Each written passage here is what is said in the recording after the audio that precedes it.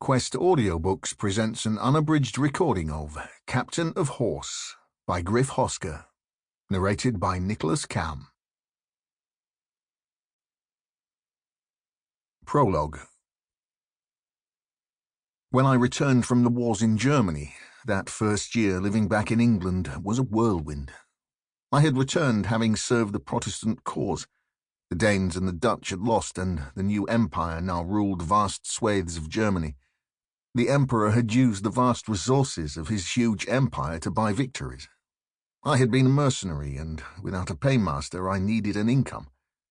That was now even more important, for I was married. The cottage was more than adequate, but I knew that I wanted more for my wife. As soon as I saw the plot of land that Roger had offered, I began to plan, and Charlotte was with me for every moment of that planning.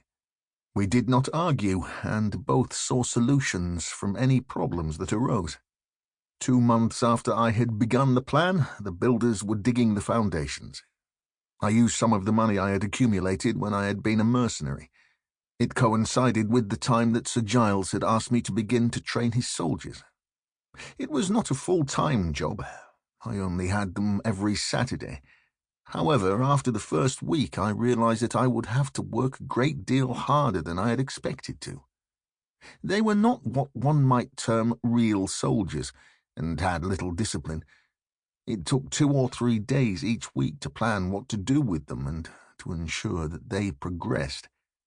It meant that Charlotte spent every day supervising the builders, and when a month after I began training the militia she collapsed, I felt guilty. I learned it was nothing to do with me overworking her. She was with child. She had a strong will, and once she realized the cause of the collapse, then she dealt with it herself. So, the first year passed in what seemed like moments. As that first year of our marriage came to a close, I was relieved that the house was ready but still unfurnished, and Charlotte, according to the doctors and more importantly the midwives of the village, thought that the baby would be due in a month. Despite Charlotte's objections, I decided not to move into the house until it was furnished and the plaster completely dry.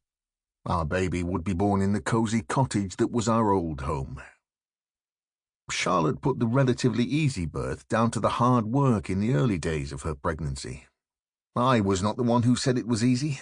It was the doctors, midwives, and Charlotte herself. My son, William, took just 2 hours to be born. To me, that seemed like a long time, but apparently it was not so. Sample complete. Ready to continue?